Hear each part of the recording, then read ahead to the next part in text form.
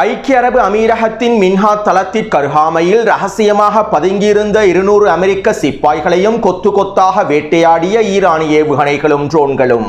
Donald Trump இன்னும் 2 வாரத்தில் இந்த போரிலிருந்து வெளியேறப் போகின்றாரா? ஹெர்முஸ் ஜலசந்தி பிரதேசத்தை திறக்காமலேயே இந்த போரிலிருந்து டொனால்ட் ட்ரம்ப் வெளியேறப் போகின்றாரா? அமெரிக்கா இந்த போரிலிருந்து வெளியேறப் போகின்றதா? அடிமை ஜியோனிச அரபு நாடுகளும் இஸ்ரேலிய ஆக்கிரமிப்பும் ஒன்றிணைந்து ஹெர்முஸ் ஜலசந்தி பிரதேசத்தினை திறப்பதற்கு கூட்டணி அமைக்கப் போகின்றார்களா? ஈரானுக்கு எதிராக அடிமை அரபுகளும் இஸ்ரேலிய ஆக்கிரமிப்பும் ஒன்றிணைந்து அடுத்த கட்ட நேரடியான தாக்குதல்களை ஆரம்பிக்கப் போகின்றார்களா? இந்த கூட்டணியிலே ஐரோப்பிய நாடுகளும் களமிறங்கப் போகின்றார்களா?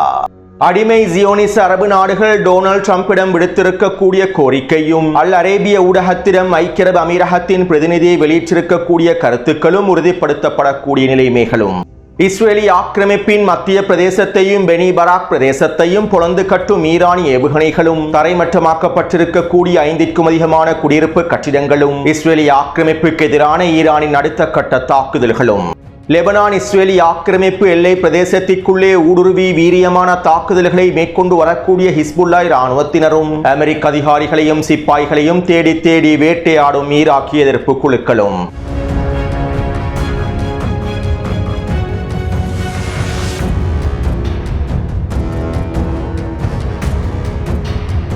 இது ஈரான் அப்டேட்டின் 68வது காணொளியாகும். இன்று மதியம் வெளியிட்ட காணொளியை பார்வையிடாதவர்கள் அவசரமாக கீழே இருக்கக்கூடிய லிங்கினை பயன்படுத்தி பார்வையிடுங்கள். அப்போது தான் செய்திகளுடைய தொடர்ச்சியை உங்களுக்கு தெளிவாக புரிந்து கொள்ள முடியும். நாங்கள் தெற்கு லெபனான் பிரதேசத்தை முழுமையாக கைப்பற்றப் போகின்றோம். இதற்கு பிறகு தெற்கு லெபனான் பிரதேசத்திலிருந்து வெளியேறி இருக்கக்கூடிய லெபனானிய மக்களுக்கு அவர்களுடைய வீடுகளுக்கும் கிராமங்களுக்கும் திரும்பவே முடியாது. தெற்கு லெபனான் பிரதேசத்திலிருந்து வெளியேறி இருக்கக்கூடிய ஒரு லெபனானியரை கூட நாங்கள் அனுமதிக்கப் போவதில்லை. மேலும் தெற்கு லெபனான் பிரதேசத்திலே இருக்கக்கூடிய லெபனானிய கிராமங்களையும் நகரங்களையும் நாங்கள் முழுமையாக தரைமட்டமாக்குவோம். காசாவின் ரஃபா பிரதேசத்தில் நாங்கள் எதனை செய்தோமோ அதனையே தெற்கு லெபனான் பிரதேசத்திலும் முழுமையாக மேற்கொள்வோம். தெற்கு லெபனான் பிரதேசத்தை கைப்பற்றுவதற்கான போரானது இன்னும் எத்தனை நாட்களுக்கு நீடித்தாலும் நாங்கள் தெற்கு லெபனான் பிரதேசத்திலே தாக்குதல்களை நிறுத்தப் போவதில்லை. ஈரானுடனான போரானது நிறுத்தப்பட்டாலும் நாங்கள் ஹிஸ்புல்லா இராணுவத்தினை முழுமையாக அளிக்கும் வரை லெபனானிலே தாக்குதல்களை நிறுத்தப் போவதில்லை. தெற்கு லெபனான் பிரதேசத்தை முழுமையாக கைப்பற்றி இடையக மண்டலமாக மாற்றுவதே எங்களுடைய மூலோபாய இலக்காகும். இந்த இலக்கை அடைந்து கொள்ளாமல் நாங்கள் ஹிஸ்புல்லாவுக்கு எதிரான தாக்குதல்களை ஒரு பொழுதும் நிறுத்தப் போவதில்லை என இஸ்ரேலிய ஆக்கிரமிப்பினுடைய பாதுகாப்பு அமைச்சர் இன்றைய தினம் நடைபெற்ற ஊடக சந்திப்பிலே தெரிவித்திருந்தார். இதற்கமைவாக இஸ்ரேலிய ஆக்கிரமிப்பு ராணுவம் தெற்கு லெபனான் பிரதேசத்தில் உச்சக்கட்ட வான்வழி தாக்குதல்களை மேற்கொண்டு வருகின்றது. அதே போன்று பெய்ரூட்டின் தெற்கு புறநகர் பிரதேசமான தஹியே பிரதேசத்தை இலக்கு வைத்தும் உச்ச தாக்குதல்களை மேற்கொள்கின்றது. குடியிருப்பு பிரதேசங்களை முழுமையாக தரைமட்டமாக்கும் நோக்கத்தோடு இந்த தாக்குதல்கள் மேற்கொள்ளப்படுகின்றன. மேலும் குறித்த தாக்குதல்கள் தொடர்பான காணொளிகளையும் டெலிகிராம் சேனலில் பதிவிட்டுள்ளேன். அதே போன்று ஹிஸ்புல்லா இராணுவத்தினரும் இஸ்ரேலிய ஆக்கிரமிப்பு இராணுவத்திற்கு எதிராக தொடர்ச்சியான தாக்குதல்களை மேற்கொண்டு வருகின்றார்கள். நேற்றைய தினம் மாத்திரம் ஹிஸ்புல்லா இராணுவத்தினர் 43 தாக்குதல்களை மேற்கொண்டிருந்தார்கள். இந்த தாக்குதல்களில் 9 மெர்காவா போர்த்தாங்கி வாகனங்களை அளித்துள்ளார்கள். மேலும் இந்த தரைவழி தாக்குதலில் ஹிஸ்புல்லாவின் உயரடுக்கு படைப்பிரிவான ரத்வான் படைப்பிரிவினர் லெபனான் இஸ்ரேலிய ஆக்கிரமிப்பு எல்லை பிரதேசத்திற்குள்ளே ஊடுருவி தொடர்ச்சியான தாக்குதல்களை மேற்கொண்டு வருகின்றார்கள். கடந்த 2 நாட்களாக டசன் கணக்கான ரத்வான் படைப்பிரிவினர் இவ்வாறு ஊடுருவி தாக்குதல்களை மேற்கொள்கின்றார்கள். குறித்த வரைபடத்தில் சிவப்பு நிற வளையத்தினால் காண்பிக்கப்பட்டிருக்கக்கூடிய ஐச்சரூன் எல்லை பிரதேசத்திலே இன்று அதிகாலை வேளையில் ரத்வான் படைப்பிரிவினர் ஊடுருவி தாக்குதல்களை மேற்கொண்டார்கள். குறித்த பகுதியில் நிலை கொண்டிருக்கக்கூடிய இஸ்ரேலிய ஆக்கிரமிப்பின் 30க்கும் அதிகமான சிப்பாய்களை இலக்கு வைத்தும் 4 மெர்காவா போர்த்தாங்கி வாகனங்கள் இலக்கு வைத்தும் இந்த தாக்குதல்களை மேற்கொண்டுள்ளார்கள். இதன்போது 4 மெர்காவா தாங்கிகளும் அளிக்கப்பட்டுள்ளன. 30க்கும் அதிகமான சிப்பாய்களில் குறைந்தது 20 சிப்பாய்களாவது கொல்லப்பட்டிருக்கலாம் என தெரிவிக்கப்படுகின்றது. அதே நேரம் ஹிஸ்புல்லாவின் இந்த தாக்குதல்களில் 4 சிப்பாய்கள் தான் கொல்லப்பட்டிருப்பதாக இஸ்ரேலிய ஆக்கிரமிப்பு அறிவித்துள்ளது. இதே போன்று காண்டாரா, தைபே மற்றும் கியாம் பிரதேசங்களிலும் வீரியமான தரைவழி தாக்குதல்கள் மேற்கொள்ளப்பட்டு வருகின்றன. இன்று காலையிலிருந்து மாலை வரை கிடைக்கப்பெற்றிருக்கக்கூடிய தகவல்களுக்கு அமைவாக 5 மெர்காவா போர்த்தாங்கி வாகனங்கள் அளிக்கப்பட்டுள்ளன. அதே போன்று ஹிஸ்புல்லா இராணுவத்தினர் இஸ்ரேலிய ஆக்கிரமிப்பின் வடக்கு பிரதேசத்தை இலக்கு வைத்தும் தொடர்ச்சியான ஏவுகணை தாக்குதல்களை மேற்கொள்கின்றார்கள். இன்று அதிகாலையிலிருந்து 40க்கும் அதிகமான ஏவுகணை தாக்குதல்களை மேற்கொண்டிருந்தார்கள். இன்று மதியம் ஈரானோடு ஒன்றிணைந்து வடக்கு பிரதேசத்தில் இருக்கக்கூடிய இராணுவ தளங்களை இலக்கு வைத்தும் தாக்குதல்களை மேற்கொண்டிருந்தார்கள். அடுத்து ஈராக் எதிர்ப்பு குழுக்கள் நேற்றைய தினம் மொத்தமாக 27 தாக்குதல்களை மேற்கொண்டுள்ளார்கள். மேலும் ஈராக் எதிர்ப்பு குழுக்கள் குவைட்டில் இருக்கக்கூடிய அமெரிக்க சிப்பாய்கள் பதுங்கியிருக்கக்கூடிய தளமொன்றை இலக்கு வைத்தும் ட்ரோன் தாக்குதல்களை மேற்கொண்டுள்ளார்கள். இந்த ட்ரோன் தாக்குதலை தொடர்ந்து குவைட் அரசாங்கம் ஈராக்கிய அரசாங்கத்திற்கு எச்சரிக்கைகளையும் வழங்கியுள்ளது. ஈராக்கிய எதிர்ப்பு குழுக்கள் குவைட்டை இலக்கு வைத்து இவ்வாறு தொடர்ச்சியான ட்ரோன் தாக்குதல்களை மேற்கொண்டால் இதற்கு நாங்கள் பதிலடி தாக்குதல்களை மேற்கொள்வோம் என்றும் குவைட் ஈராக்கிய அரசாங்கத்திற்கு மிரட்டல்களை வெளியிட்டுள்ளது. மேலும் ஈராக்கிய தூதரை வெளியேற்றுவதாகவும் எச்சரிக்கைகளை விடுத்துள்ளது. இருப்பினும் ஈராக் எதிர்ப்பு குழுக்கள் இவற்றை கேட்பதாக இல்லை. குவைட்டிலே ஹோட்டல்களிலும் விடுதிகளிலும் சில ரகசியமான இடங்களிலும் தங்கியிருக்கக்கூடிய அமெரிக்க அதிகாரிகளையும் சிப்பாய்களையும் வேட்டையாடுவதற்கான ட்ரோன் தாக்குதல்களை தொடர்ச்சியாக மேற்கொண்டு வருகின்றார்கள். அதேபோன்று ஈராக் எதிர்ப்பு குழுக்கள் நள்ளிரவு வேளையில் குர்திஸ்தான் சுலைமானியா பிரதேசத்தில் இருக்கக்கூடிய அசாயிஷ் உள்நாட்டு பாதுகாப்பு தளத்தை இலக்கு வைத்து தாக்குதல்களை மேற்கொண்டுள்ளார்கள். அசாயிஷ் உள்நாட்டு பாதுகாப்பு படைப்பிரிவுகள் குர்திஸ்தான் பிரதேசத்திலே அமெரிக்க இராணுவத்தோடு ஒருங்கிணைந்து சேவை செய்யக்கூடிய பாதுகாப்பு படைப்பிரிவாகும். அமெரிக்க இராணுவத்திற்கு தேவையான அனைத்து விதமான தளபாட உபகரணங்களையும் இவர்கள் தான் பரிமாற்றம் செய்வார்கள். எனவே குறித்த அசாயிஷ் பாதுகாப்பு படைப்பிரிவினுடைய தலைமையகத்தை இலக்கு வைத்தே ட்ரோன் மற்றும் ஏவுகணை தாக்குதல்களை மேற்கொண்டுள்ளார்கள். மேலும் குறித்த பாதுகாப்பு படைப்பிரிவினுடைய சிப்பாய்கள் இலக்கு வைத்தும் தாக்குதல்களை மேற்கொண்டுள்ளார்கள். குர்திஸ்தான் பிரதேசத்தில் இருக்கக்கூடிய அமெரிக்க அதிகாரிகளும் சிப்பாய்களும் அமெரிக்க இராணுவ தளங்களும் முழுமையாக வெளியேற்றப்படும் வரை இந்த தாக்குதல்களை மேற்கொள்வதாகவும் தெரிவித்துள்ளார்கள். அடுத்து ஜெலன்ஸ்கி சவுதி அரேபியா, ஜோர்டான், ஐக்கிய அரபு அமீரகம் மற்றும் கத்தாரோடு உடன்படிக்கை ஒன்றை மேற்கொண்டிருந்தார். இந்த அடிமை அரபு நாடுகளுக்கு தேவையான வான் பாதுகாப்பு அமைப்புகளையும் ஈரானிய ட்ரோன்களை சுட்டு வீழ்த்துவதற்கான அமைப்புகளையும் இதற்கான வழிகாட்டுதல்களையும் அடிமை அரபு நாடுகளுக்கு தேவையான இராணுவ ரீதியிலான முழுமையான ஒத்துழைப்புகளையும் வழங்குவதாக ஜெலன்ஸ்கி உறுதியளித்துள்ளார். மேலும் இதற்கு ஈடாக அடிமை அரபு நாடுகள் உக்ரைனுக்கு தேவையான எண்ணெய் மற்றும் பொருளாதார உதவிகளை வழங்க வேண்டும் என்றும் குறிப்பிட்டுள்ளார். மேலும் இதற்கு அடிமை அரபு நாடுகள் முழுமையான சம்மதத்தினை வழங்கி இதற்கமைவாகவே ஜெலன்ஸ்கிக்கும் இந்த அடிமை அரபுகளுக்கும் இடையில் ஒப்பந்தம் மேற்கொள்ளப்பட்டுள்ளது. உண்மையிலேயே இந்த ஒப்பந்தமானது கோமாளிகளுக்கு இடையிலே நடைபெற்றிருக்கக்கூடிய ஒப்பந்தமாகும். இந்த ஒப்பந்தத்தை நினைத்தால் வேடிக்கையாகவே இருக்கின்றது. ரஷ்யாவின் தாக்குதல்களில் இருந்து உக்ரைனிய பிரதேசங்களை பாதுகாக்க முடியாத உக்ரைனிய ஜனாதிபதி ஜெலன்ஸ்கி ஈரானுக்கு எதிராக அடிமை அரபு நாடுகளோடு ஒப்பந்தங்களை மேற்கொண்டிருப்பது வேடிக்கையானதாகும். அத்தோடு கடந்த 2 தினங்களுக்கு முன்பு ஐக்கிய அரபு அமீரகத்தில் இருக்கக்கூடிய ரகசிய தளம் ஒன்றில் உக்ரைனிய சிப்பாய்கள் அதிகாரிகள் தங்கியிருந்த தளம் ஒன்றை இலக்கு வைத்து ஈரான் தாக்குதல்களை மேற்கொண்டிருந்தது. ஐக்கிய அரபு அமீரக அடிமை இராணுவத்திற்கு பயிற்சிகளை வழங்குவதற்காக வருகை தந்திருந்த உக்ரைனிய அதிகாரிகளையும் தளபதிகளையும் இலக்கு வைத்து ஈரான் இந்த தாக்குதல்களை மேற்கொண்டிருந்தது. மேலும் இந்த தாக்குதலிலே 21 உக்ரைனிய அதிகாரிகளும் சிப்பாய்களும் கொல்லப்பட்டிருப்பதாக தெரிவிக்கப்பட்டிருந்தது. ஆனால் 2 நாட்களுக்கு முன்பு இந்த தாக்குதல்களை முழுமையாக முறியடித்து விட்டதாகவும் நாங்கள் வெற்றிகரமாக சுட்டு வீழ்த்தி விட்டோம் என்றும் ஐக்கிய அரபு அமீரகம் அறிவித்தது. மேலும் எங்களுடைய எந்த ஒரு அதிகாரிகளும் சிப்பாய்களும் கொல்லப்படவில்லை என உக்ரைனும் தெரிவித்தது.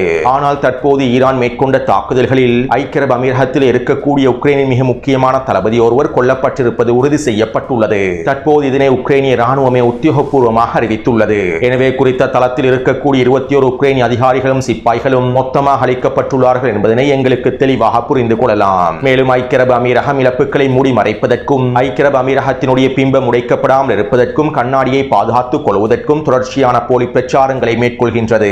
ஆனால் ஐக்கிய அரபு அமீரக கண்ணாடி அரசாங்கத்தை ஒருபொழுதும் அவர்களால் பாதுகாக்கவே முடியாது. ஐக்கிய அரபு அமீரகத்தினுடைய ஸ்திரத்தன்மையை இதற்கு பிறகு மீட்டெடுக்கவே முடியாது. அடுத்து மத்திய கிழக்கை நோக்கி சென்று கொண்டிருந்த அமெரிக்காவினுடைய போர் விமானங்களுக்கு இத்தாலிய அரசாங்கம் அனுமதி வழங்கவில்லை என காலையில் செய்திகள் வெளியாக இருந்தன. இருப்பினும் தற்போது இந்த செய்திகள் போலியான செய்திகள் என்றும் இத்தாலியில் இருக்கக்கூடிய அமெரிக்க தளங்களை முழுமையாக பயன்படுத்துவதற்கான அனுமதி அமெரிக்க இராணுவத்திற்கு வழங்கப்பட்டிருப்பதாகவும் இத்தாலியினுடைய பாதுகாப்பு அமைச்சர் தெரிவித்துள்ளார். அதே நேரம் ஸ்பெயின் நாடானது அவர்களுடைய வான்பரப்பை முழுமையாக இழுத்து மூடியுள்ளார்கள். ஈரானுக்கு எதிரான தாக்குதல்களுக்கு ஸ்பெயினினுடைய வான்பரப்பு பயன்படுத்தப்படக்கூடாது என்றும் ஸ்பெயினில் இருக்க எந்த ஒரு அமெரிக்க தளமும் பயன்படுத்தப்படக்கூடாது என்றும் வெளிப்படையாக அறிவித்துள்ளார்கள். மேலும் இதைத் தொடர்ந்து தற்போது பிரான்சும் ஈரானுக்கு எதிரான தாக்குதல்களுக்கு பிரான்சில் இருக்கக்கூடிய அமெரிக்க தளங்களை பயன்படுத்தக்கூடாது என தெரிவித்திருப்பதாகவும் சில தகவல்கள் வெளியாகி இருந்தன. மேலும் இதைத் தொடர்ந்து டொனால்ட் ட்ரம்ப் ட்ரூத் சோஷியல் தளத்தில் பிரான்சுக்கு எதிரான விமர்சனங்களையும் முன்வைத்திருந்தார். ஈரானுக்கு ஆதரவாக செயற்படக்கூடிய கேவலமான நாடாக பிரான்ஸ் மாறிவிட்டது. அவர்கள் எந்த விதமான உதவியையும் மேற்கொள்ளவில்லை. நாங்கள் இதனை ஒருபொழுதும் மறக்க மாட்டோம் என டொனால்ட் ட்ரம்ப் பிரான்சுக்கு எதிரான கருத்துக்களையும் வெளியிட்டிருந்தார்.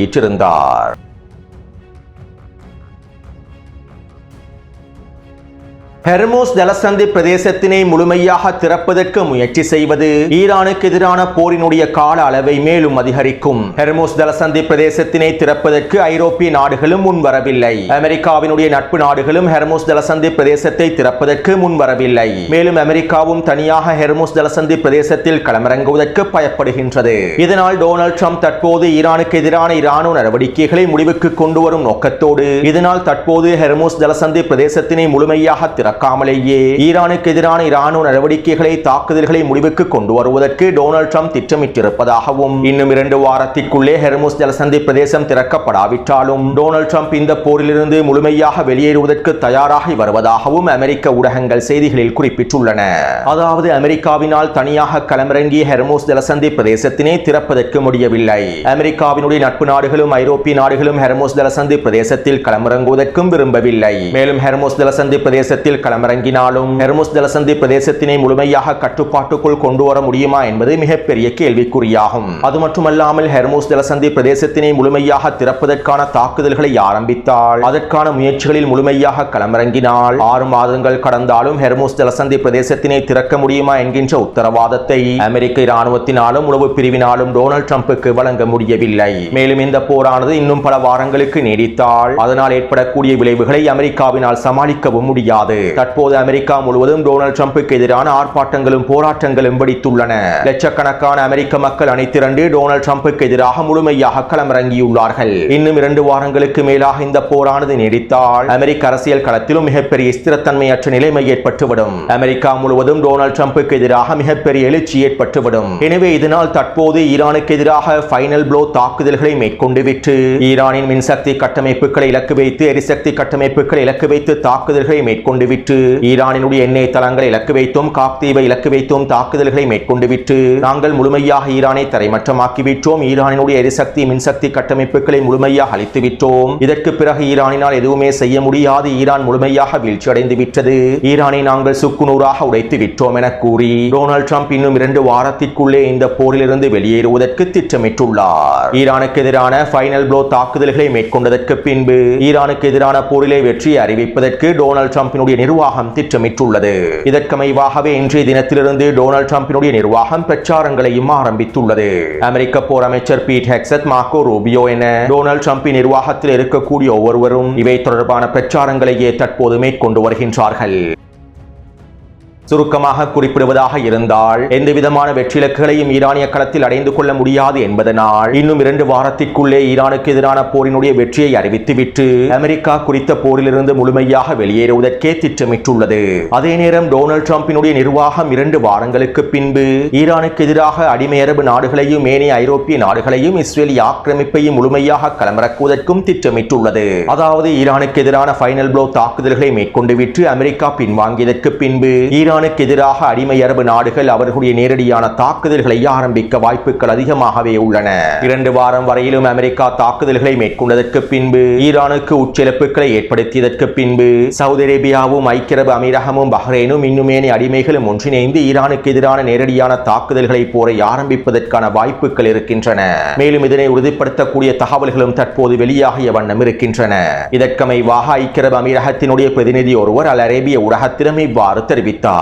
தற்போது இருக்கக்கூடிய ஈரானிய அரசாங்கத்தோடு இதற்கு பிறகு ஒருங்கிணைந்து செயற்படுவது சாத்தியமற்றதாகும். ஈரான் இஸ்லாமிய குடியரசோடு இதற்கு பிறகு எங்களால் எந்தவிதமான வேலை திட்டங்களையும் ஒருங்கிணைந்து மேற்கொள்ளவே முடியாது. இதனால் ஈரானிய அரசாங்கத்தை முழுமையாக முடிவுக்கு கொண்டு வருவதற்கான உச்ச தாக்குதல்களை டொனால்ட் ட்ரம்பினுடைய நிர்வாகம் மேற்கொள்ள வேண்டும். அமெரிக்காவின் நிபந்தனைகளை ஏற்றுக்கொள்ளக்கூடிய ஒரு ஈரானிய அரசாங்கத்தை உருவாக்க வேண்டும். இவ்வாறு ஒட்டுமொத்தமாக தற்போது ஈரானிய அரசாங்கத்தை முடிவுக்கு கொண்டு வந்தால் மாத்திரமே இதற்கு பிறகு எங்களுடைய பாதுகாப்பை உறுதி செய்ய முடியும். இல்லாவிட்டால் அரபு நாடுகளுடைய பாதுகாப்பை உறுதி செய்ய முடியாது. இதனால் நாங்கள் அமெரிக்காவுக்கு முழுமையான ஆதரவை வழங்குகின்றோம். எப்படியாவது ஈரானிய அரசாங்கத்தை முழுமையாக முடித்துவிட வேண்டும் என டொனால்ட் ட்ரம்பிடம் கோரிக்கைகளை முன்வைக்கின்றோம். மேலும் ஈரானினுடைய தாக்குதல்களுக்கு பதிலடிகளை வழங்குவதற்கும் நாங்கள் தயாராகி வருகின்றோம் என ஐக்கிய அரபு அமீரகத்தினுடைய பிரதிநிதி ஒருவர் அல் அரேபிய ஊடகத்திடம் தெரிவித்துள்ளார். அது மட்டுமல்லாமல் அடிமை அரபு நாட்டு தலைவர்கள் ரகசியமாக டொனால்ட் ட்ரம்பிடம் கோரிக்கைகளை முன்வைத்திருப்பதாகவும் ஈரானிய அரசாங்கத்தை முழுமையாக முடிவுக்கு கொண்டு வராமல் செய்யாமல் முழுமையாக தரைமட்டமாக்காமல் ஈரானுக்கு எதிரான தாக்குதல்களை நிறுத்திவிட வேண்டாம் என்று டொனால்ட் ட்ரம்பிடம் கோரிக்கைகளை முன்வைத்திருப்பதாகவும்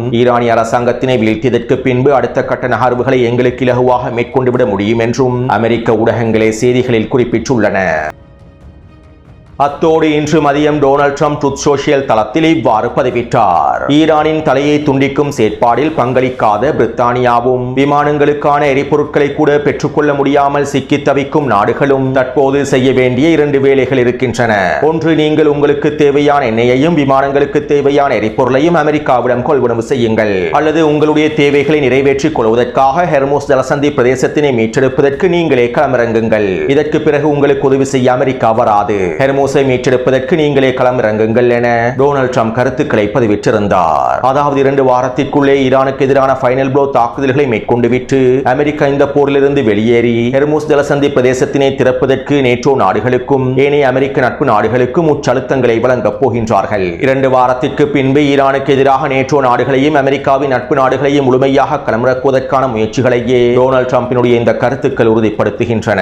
அடுத்து இன்று மதியம் நடைபெற்ற போர் அமைச்சரவை கூட்டத்திற்கு பின்பு நெட்டன்யாஹு இவ்வாறு தெரிவித்தார். எங்களோடு இணைந்து ஈரானுக்கு எதிராக போரிடுவது தொடர்பாக பேசக்கூடிய நாடுகளோடு நாங்கள் கலந்துரையாடல்களை மேற்கொண்டு வருகின்றோம். மத்திய கிழக்கு பிராந்தியத்தில் இருக்கக்கூடிய எங்களுடைய அரபு நாட்டு நண்பர்களோடு நான் கலந்துரையாடல்களை மேற்கொண்டு வருகின்றேன். மேலும் கடந்த காலத்திலும் நான் பல அரபு நாட்டு தலைவர்களோடு தொலைபேசியில் கலந்துரையாடியுள்ளேன். இதன்போது உங்களுடைய நாடுகளை கைப்பற்றி முழுமையாக உங்களுடைய ஆட்சி அதிகாரங்களை முடிவுக்கு கொண்டு வருவதற்கு ஈரானும் அதனுடைய எதிர்ப்பற்றுகளும் ஹமாஸும் செயற்படுகின்றது என்பதனை நான் அவர்களுக்கு தெரிவித்திருந்தேன். தற்போது அவர்கள் அதனை தெளிவாக புரிந்து கொள்கின்றார்கள். மேலும் நாங்கள் ஈரானுக்கு எதிராக ஒரு மிக முக்கியமான கூட்டணியை அமைக்க வேண்டும். மேலும் இந்த கூட்டணியின் விளைவாக நாங்கள் ஹெர்மூஸ் ஜலசந்தி பிரதேசத்தை முழுமையாக மீட்டெடுக்க வேண்டும். நிச்சயமாக எங்களுக்கு ஹெர்மூஸ் ஜலசந்தி பிரதேசத்தை மீட்டெடுக்க முடியும் என நெட்டன்யாஹு தெரிவித்துள்ளார். அதாவது ஈரானுக்கு எதிரான போரிலே அடிமை அரபு நாடுகளுக்கு முழுமையான ஆதரவை இஸ்ரேலிய ஆக்கிரமிப்பு வழங்கியுள்ளது. மேலும் அடிமை அரபு நாடுகள் இஸ்ரேலிய ஆக்கிரமிப்போடு மறைமுகமாக கூட்டணியாக செயற்பட்டு ஈரானுக்கு எதிரான தாக்குதல்களையும் தொடரப் போகின்றார்கள். 2 வாரங்களுக்கு பின்பு இந்த யுத்தத்திலிருந்து அமெரிக்கா பின்வாங்கி அடிமை அரபு நாடுகளையும் இஸ்ரேலிய ஆக்கிரமிப்பையும் பயன்படுத்தி ஈரானுக்கு எதிரான போரை தொடரப் போகின்றது. அத்தோடு அமெரிக்காவினுடைய இஸ்ரேலிய ஆக்கிரமிப்பினுடைய இந்த திட்டங்களில் இருக்கக்கூடிய சவாலான விடயம் என்னவென்றால் 2 வாரங்களுக்கு பின்பு அமெரிக்காவை இந்த போரிலிருந்து வெளியேறுவதற்கு ஈரான் ஒரு பொழுதும் அனுமதிக்காது. இந்த போரிலிருந்து அமெரிக்கா வெளியேறுவதனை ஈரான் ஒரு பொழுதும் அனுமதிக்காது. 2 நாட்களுக்கு முன்பும் ஈரானிய IRGC ராணுவ தளபதி குறிப்பிட்டிருக்கக்கூடிய கருத்துக்களை நான் பதிவிட்டிருந்தேன். இந்த போரிலிருந்து அமெரிக்கா வெளியேறுவதற்கான எல்லா விதமான பாதைகளையும் நாங்கள் முழுமையாக அடைத்து வருகின்றோம் என குறிப்பிட்டிருந்தார். எனவே 2 வாரங்களுக்கு பின்பு டொனால்ட் ட்ரம்ப் இந்த போரில் இருந்து வெளியேறுவதற்கு முயற்சி செய்தாலும் ஈரான் ஒரு பொழுதும் டொனால்ட் ட்ரம்பை வெளியேற அனுமதிக்காது. அத்தோடு ஈரானுக்கு எதிரான ஃபைனல் ப்ளோ தாக்குதல்களை மேற்கொண்டதற்கு பின்பு ஈரான் பலவீனமடைந்துவிடும், அனைத்து முடிவடைந்துவிடும் என டொனால்ட் ட்ரம்ப் நினைப்பது, அமெரிக்கா நினைப்பது முட்டாள்தனமாகும். ஈரானின் எரிசக்தி தளங்களை இலக்கு வைத்து தாக்குதல்களை மேற்கொண்டதற்கு பின்பு, மின்சக்தி தளங்களை இலக்கு வைத்து தாக்குதல்களை மேற்கொண்டதற்கு பின்பு உண்மையிலேயே அடுத்த கட்ட போரை ஆரம்பமாகிவிடும். மேலும் அமெரிக்காவினால் வெளியேற முடியாத வண்ணம் ஈரான் அதற்கான பதிலடி தாக்குதல்களையும் மேற்கொள்ளும். எனவே டொனால்ட் ட்ரம்ப் நினைப்பதை போன்று இன்னும் 2 வாரங்களுக்குள் ஈரானுக்கு எதிரான ஃபைனல் ப்ளோ தாக்குதல்களை மேற்கொண்டு விட்டு இந்த போரிலிருந்து வெளியேறிவிட முடியாது. மேலும் அவ்வாறு வெளியேறுவதற்கு ஈரான் அனுமதிக்காது.